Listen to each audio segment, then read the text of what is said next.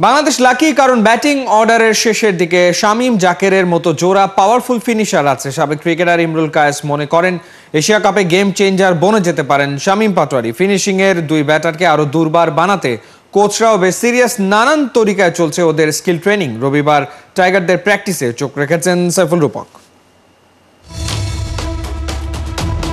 লোকমুখে শোনা যায় মায়ের উপর ঔষধ নাই, ওই কথাটা শামীম পাটোয়ারির উইলোবাজির সঙ্গে খুব মিলে যায়। ধুমধারাক্কা ব্যাট চালিয়ে দ্রুত রান তোলায় পটু, স্কুপ রিভার্স স্কুপে আগে থেকেই ঝানু। আইডল এভিডি ভিলিয়ার্সের মতো 360 ডিগ্রি ব্যাটার হতে শান দিচ্ছেন ভিন্ন ভিন্ন জোনের শটে। একই লাইন লেন্থের বলে ফিল্ডার বুঝে অফ কিংবা লেগ সাইডে খেলা। সিমন্স আর সালাউদ্দিনের একটাই বার্তা, বোলার ডেলিভারি দেওয়ার সাথে সাথে কখনো বলের উপরে এসে লেগ সাইডে, কখনো জায়গা করে কাভার কিংবা পয়েন্টের দিকে পাওয়ারফুল স্ট্রোক খেলা। শেষ দিকে ফিনিশিংয়ে উইকেটের চারপাশে বল পাঠাতে পারলেই তো এলোমেলো হয়ে যায় প্রতিপক্ষ বোলাররা। বড় রান ওঠে স্কোর বোর্ডে। ছোট ফরম্যাটে বাংলাদেশের বড় ভরসা। শামীম কি এশিয়া কাপে হতে যাচ্ছেন এক্স ফ্যাক্টর? অবভিয়াসলি শামীম আসলে দেখেন যে ওয়েতেও ব্যাটিং করছে এখন, আমার কাছে মনে হয় যে এই ধরনের একটা ব্যাটসম্যান আমাদের দেশে দরকার। কারণ আমরা যদি ওকে ঠিক মতো ইউটিলাইজ করতে পারি, আমার মনে হয় যে মানে he will be game changer. কারণ এনি টাইম ওর যে শর্টস অ্যাবিলিটি আছে, ও দেখি রিভার্স সুইপ খেলে, ফাইন লেগের উপর দিয়ে 6 মারছে, স্কুপ মারে। তো এই জিনিসগুলো বাংলাদেশে কিন্তু অনেক প্লেয়ার পারে না। সো ও এভাবে নিজেকে তৈরি করেছে। মনে হয় যে কলিজা অনেক বড়। সাহস তো অবশ্যই থাকে, কারণ সাহসের সাথেও আপনার বডি মুভমেন্ট, বডির অ্যাজিলিটির মানে আপনার কতটুকু বলের পিছে আপনি যেতে পারছেন, স্টাম্পটারে ইউজ করছেন আপনি, এটাও তো একটা বড় ব্যাপার। হ্যান্ড সুইংস থাকে, সব মিলাই হচ্ছে একটা আয়ের যে একটা থাকে, কোঅর্ডিনেশন থাকে, এই সব মিলাই যদি আপনি দেখেন ও ওই জায়গাতে এখন ভালো। ও যতই মুভমেন্ট করুক না কেন, ওর হেড পজিশন বলেন এবং বডি যে পজিশনটা খুব ভালো থাকে। এই জন্যই বলগুলোকেও ভালো দেখে এবং ভালো টাইমিং করতে পারে। শুধু কি শামীম, 1 বছর ধরে জাকের আলীও সামর্থ্যের প্রমাণ দিয়ে যাচ্ছেন। রবিবার সংবাদ মাধ্যমের জন্য অনুশীলন দেখার এবং শুট করার সুযোগ ছিল কেবল 20 মিনিট। শামীম আর জাকেরের ওই 20 মিনিটের নেট সেশন ক্রিকেট ভক্তদের স্বপ্নবাজ করে তুলবে। ওদের ব্যাটিং ছিল 5th গিয়ারে, যেন শেষ 5 ওভারে দলের দরকার 50 কিংবা 60। কাল্পনিক ফিল্ডার সাজিয়ে মেশিন বলে কি দারুণ সব শট সিলেকশন আর টাইমিং।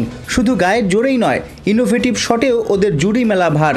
22 গজে জাকের শামীমরা জ্বলে উঠলে হয়তো দলীয় টোটাল গিয়ে ঠেকবে 200-র আশপাশে। মাঠে ব্যাটারদের ভিন্ন ভিন্ন ছকে তৈরি করছেন সিমন্স আর সালাউদ্দিন। পেসাররা শন টেইটের দিক নির্দেশনায় ছুটছেন, ভ্যারিয়েশন বাড়াচ্ছেন। কিংবদন্তি মুস্তাক আহমেদের টিপসে আরও ধারালো হচ্ছে রিশাদ, নাসুম, তানভীরদের স্পিন। সাইফুল রূপক, 71। দলের নেতৃত্বে আছেন নুরুল হাসান সোহান। নর্দার্ন অস্ট্রেলিয়ায় বাংলাদেশ এ দলের টার্গেট শুরু থেকে টপ এন্ড T20 টুর্নামেন্টের চ্যাম্পিয়ন হওয়া, কিন্তু কপাল খারাপ। আসরে নিজেদের প্রথম ম্যাচে নেপালের বিপক্ষে জয় পেলেও নুরুল হাসান সোহানের দল এবার 5 উইকেটে হেরে বসেছে পার্থ স্কচার্স একাডেমির কাছে। খালিদ জামিলের ম্যাচ রিপোর্টে বিস্তারিত। পার্থ স্কচার্সের 3 ফিল্ডার দৌড়চ্ছেন একই বলের দিকে। টাইগার ব্যাটারের হাঁকানো গ্রাউন্ড শট থেকে বাউন্ডারিটা অবশ্য রক্ষা করেছেন একজনই, কিন্তু এক বলের পেছনে 3 জনের দৌড়নোর এই সায়েন্সটা কি? বাংলাদেশেও একবার জন্ম দিয়েছিল অনেকটা একই রকম ঘটনার। 2024-এ চট্টগ্রাম টেস্টে লঙ্কান ব্যাটারের শটের পর একটা বলের পেছনেই দৌড়েছিলেন 5 ফিল্ডার। ফিল্ডিংয়ে নির্দিষ্ট এই ছবি দেখে অনেকেই ওদের অ্যামেচার বলতে পারেন, তবে সেটা শুধুই ডেডিকেশন, সর্বোচ্চ এফোর্ট দেওয়ার চেষ্টা। আর ম্যাচ জুড়েই পার্থ স্কচার্স একাডেমির ক্রিকেটাররা খেলেছে নিজেদের সর্বোচ্চটা দিয়ে, আর ম্যাচটাও ওরা জিতে নিয়েছে 5 উইকেটে। ক্যাপ্টেন নুরুল হাসান সোহানের নেতৃত্বে টপ এন্ড T20 টুর্নামেন্টে পার্থ স্কচার্সের বিপক্ষে যে একাদশটা নেমেছিল, সেটা বাংলাদেশের ছায়া জাতীয় দল বললে ভুল হবে না। প্রায় প্রত্যেকেই ছিলেন এক সময়ের সম্ভাবনাময় ক্রিকেটার। এ দলের মোড়কে হয়েছেন পুনর্বাসিত। কয়েন্টসের জায়গায় ব্যাটিং ফ্লিপ, আর সেখানে সোহান জিতেছেন, নিয়েছেন ব্যাটিং।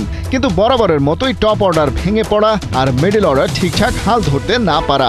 একই সিনেমার ফিল্ম যেন ভিন্ন ভিন্ন প্রজেক্টরে চালিয়ে যাচ্ছে বাংলাদেশ ক্রিকেট। ভেন্যু ভিন্ন, মেনু একই।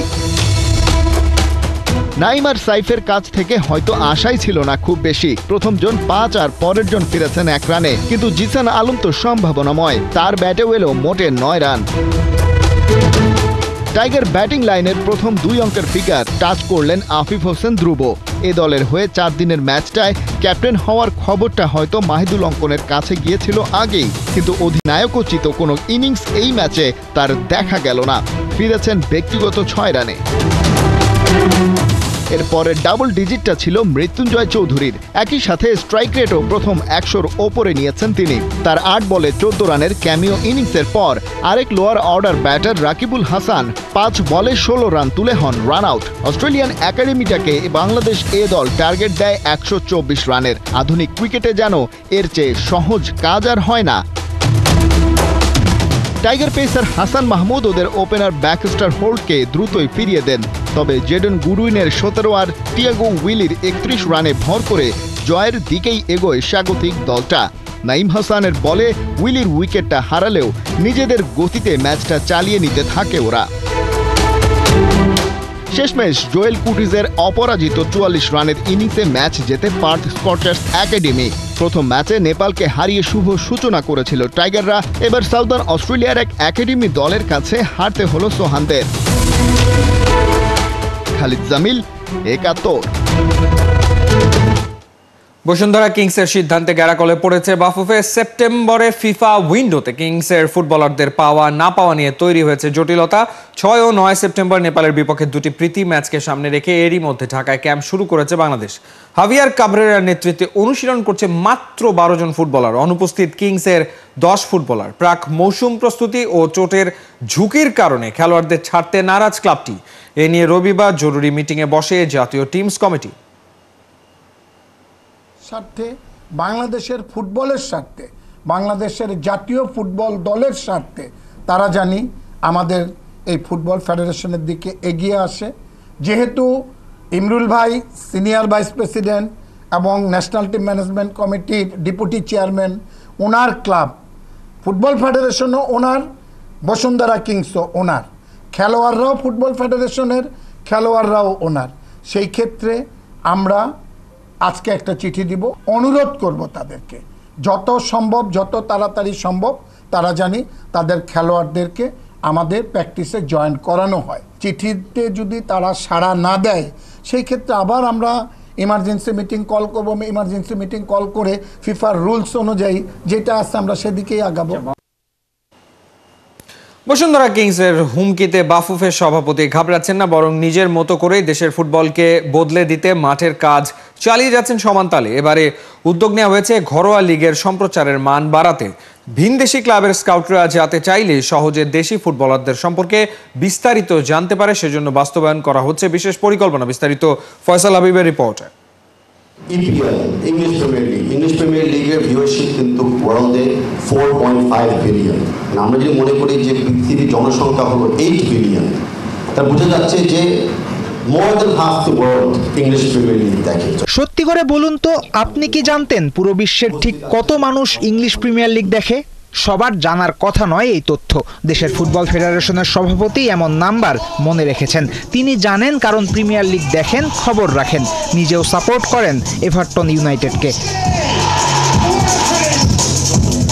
নতুন প্রজন্মের প্রতিনিধিত্ব করেন এমন একজন ফুটবল লিডারের কাছে দেশের দর্শকদের প্রত্যাশা অনেক বেশি। দায়িত্ব নেয়ার পর থেকে ফুটবলের ব্র্যান্ডিং এবং খেলার মানোন্নয়নে যথেষ্ট কাজও করছে তাবিথ আওয়ালের কমিটি। কিন্তু অল্পতেই থেমে যেতে চান না বাফুফে সভাপতি। রবিবার জানিয়েছেন তার আরও কয়েকটা পরিকল্পনার কথা। প্রথম কথা হলো যে বিএফএফ এর প্ল্যানসগুলো কি ছিল। ফুটবলের উন্নত দেশগুলোর সাথে তাদের সুযোগ সুবিধা নিয়ে যেন বাংলাদেশের অনূর্ধ্ব 14 পর্যায়ের খেলোয়াড়রা অনুশীলন করতে পারে, সেই চেষ্টা চালাচ্ছে বাফুফে। বাংলাদেশি ফুটবলারদের প্রোফাইল বানাবে ফেডারেশন, যেন বড় বড় ফুটবল ক্লাবের স্কাউটরা সহজেই যাচাই বাছাই করে নিজেদের দলে নিতে পারে। বাংলাদেশ প্রিমিয়ার লিগের সম্প্রচারের অবস্থা খুব বেশি ভালো না এই মুহূর্তে। ফুটবলের উন্নয়নে প্রিমিয়ার লিগে ভালো মানের সম্প্রচার ব্যবস্থার কথাও বাফুফে ভাবছে। তাবিথ আওয়ালের লক্ষ্য সবার কাছে ফুটবলকে জনপ্রিয় এবং সহজবোধ্য করা। Friendly match, routine friendly match খেলার আয়োজন করার প্ল্যানিং আমরা করছি। অবশ্য মাথা ভর্তি পরিকল্পনা থাকলেও বাস্তবায়নের যথেষ্ট সময় সুযোগ এখনই পাচ্ছেন না বাফুফে সভাপতি। কেননা বসুন্ধরা কিংস জানিয়েছে জাতীয় দলের ফুটবলার ক্লাবটা ছাড়বে না। এই মর্মে বাফুফেকে চিঠিও দিয়েছে বসুন্ধরা। এর প্রেক্ষিতে বাফুফে কি ব্যবস্থা নেবে তা খোলাসা করে বলেননি প্রেসিডেন্ট। যখন যেটা দরকার সেটা করা হবে, এবার আপাতত সলিউশন খোঁজা হচ্ছে। এদিন ঢাকার একটা হোটেলে বাংলাদেশে ইংলিশ প্রিমিয়ার লিগের চলতি মৌসুমের 380টা ম্যাচ সরাসরি সম্প্রচার সংক্রান্ত এক অনুষ্ঠানে যোগ দিয়ে বাফুফে সভাপতি জানিয়েছেন নিজের পরিকল্পনা। ওটিটি প্ল্যাটফর্ম বঙ্গতে এবার দেখা যাবে ইংলিশ প্রিমিয়ার লিগের পুরো সিজন। ফয়সাল হাবিব, ৭১। মরুর বুকে আগুনে পুড়েই ভিয়েতনামের জার্নি শুরু করতে যাচ্ছে বাংলাদেশ। অনূর্ধ্ব 23 এশিয়ান কাপ বাছাইয়ে সোমবার বাহরাইনের বিপক্ষে প্রথম প্রস্তুতি ম্যাচ খেলবে যুবারা।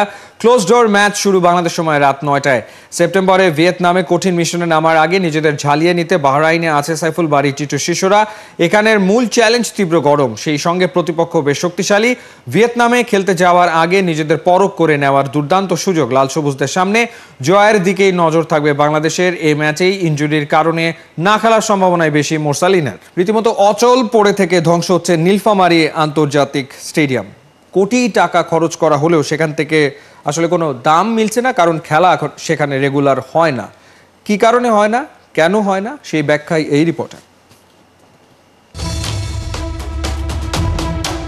নাম বদলেছে, কিন্তু স্টেডিয়ামের প্রবেশপথে ঝুলে থাকা সেই পুরনো নামফলক আজও একই রকম।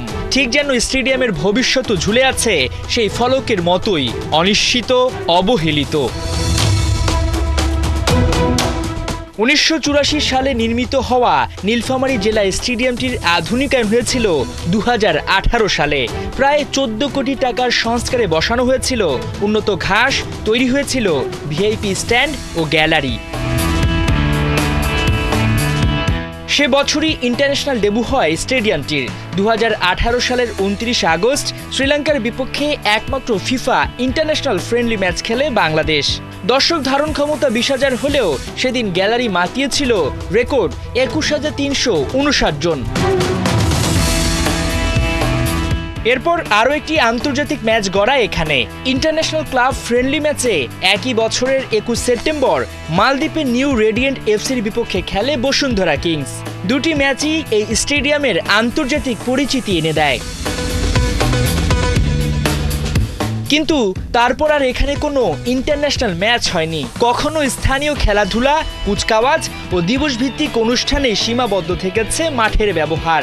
এর বাইরে বাংলাদেশ প্রিমিয়ার লিগ ফুটবলে বসুন্ধরা নিজেদের হোম ভেন্যু হিসাবে এই মাঠ ব্যবহার করেছে। তবে 2022 সালে কিংস অ্যারেনা চালু হলে এখান থেকে তারা ব্যাগ অ্যান্ড ব্যাগেজ নিয়ে চলে যায়। ইন্টারন্যাশনাল ম্যাচ আয়োজনের লক্ষ্যে সংস্কারের পর গেল 6-7 বছরে এই মাঠে ছায়াও পড়েনি কর্তাদের। গ্যালারির জীর্ণ অবস্থা, ভবনগুলোর নেই রক্ষণাবেক্ষণ, সবই যেন প্রমাণ করে অযত্ন অবহেলার ছাপ কতটা। তবে আবারও সবুজ গালিচায় ফেরানো সম্ভব ইন্টারন্যাশনাল ম্যাচ। বেশ কিছু সুবিধা রয়েছে এই জেলায়, যার মধ্যে অন্যতম Dhaka Saidpur Dhaka flight route. Saidpur airport থেকে স্টেডিয়ামের দূরত্ব মাত্র 24 কিলোমিটার, যা আধা ঘন্টার পথ। এর আগে যে দলগুলো এখানে খেলে গেছে তারা সকালের ফ্লাইটে এসে দুপুরে ম্যাচ খেলে ফিরে গেছে রাতের বিমান ধরেই। থাকার পর্যাপ্ত সুযোগ সুবিধা ছিল না। তবে এখন দৃশ্যপট বদলাতে শুরু করেছে। সৈয়দপুরে বেশ কিছু আধুনিক মানের হোটেল গড়ে উঠেছে। তবে প্রয়োজনে আরো বেটার কিছু করা যেতে পারে বলে আশ্বস্ত করেছেন জেলা প্রশাসক। অবকাঠামোগত সমস্যা থাকলেও সুবিধা এটা হলো সকালে এসে এখানে মানে আমাদের স্পোর্টস কমপ্লিট করে আবার চলে যাওয়ার মতো সুযোগ আছে, এবং সৈয়দপুর কাছেই আছে যেহেতু ওখানে কিন্তু আমাদের কিছু অ্যাকোমোডেশন আছে। ইন্টারন্যাশনাল মানের খেলার ক্ষেত্রে তো এটা আমরা বাফুফের সাথে কথা বলবো, ওনারা যদি আমাদেরকে, কারণ ওইটার অ্যারেঞ্জমেন্ট করার সামর্থ্য আমাদের নাই, কিন্তু ওনারা করলে আমরা সহায়তা অবশ্যই করব। এর আগে সবগুলো ম্যাচ দিনের আলোতে হয়েছে। ইন্টারন্যাশনাল ম্যাচ আয়োজনে বড় বাধা ফ্লাড লাইট। এর বাইরে ব্যাকআপ পাওয়ার সিস্টেম, আধুনিক প্রেস বক্স স্থাপনও বেশ গুরুত্বপূর্ণ। মাঠ হস্তান্তরে প্রস্তুত জাতীয় ক্রীড়া পরিষদ। বাফুফের চিঠির অপেক্ষায় তারা। ফেডারেশনের নিজস্ব কিংবা ফিফার অর্থায়নে ফের সংস্কার করা গেলে মাঠের অভাব পূরণ করা সম্ভব। এতে যেমন উত্তরে নিয়মিত খেলাধুলা আয়োজিত হবে, তেমনি কমবে জেলার বেকারত্ব। সেই সঙ্গে জাতীয় ক্রীড়া পরিষদের কোটি কোটি টাকার সম্পদ থেকে সুবিধা আদায় করা যাবে 16 আনা। বাংলাদেশে যে কয়েকটি স্টেডিয়াম আছে, নান্দনিকতার বিচার করা হলে সবার ওপরেই থাকবে নীলফামারী জেলা স্টেডিয়ামটি। এখানে ইন্টারন্যাশনাল ম্যাচ হয়েছে, ঘরোয়া লিগেও ম্যাচ আয়োজন করা হয়েছে। তবে বহু বছর ধরে ম্যাচ না হওয়ায় এখানে এর প্রাণ ফিরে পাচ্ছে না। এখন যদি সঠিক পরিকল্পনা করা হয়, ম্যাচ আয়োজন করা হয়, তবে এর নান্দনিকতা প্রকাশ পাবে। হাসান সজীব, 71, নীলফামারী জেলা স্টেডিয়াম, নীলফামারী। এই ছিল এই মুহূর্তের খেলাযোগে। সরাসরি সংবাদ অনুষ্ঠান দেখতে চোখ রাখুন 71-এর ফেসবুক পেজ এবং সাবস্ক্রাইব করুন 71-এর ইউটিউব চ্যানেল। 71-এর সাথেই থাকুন।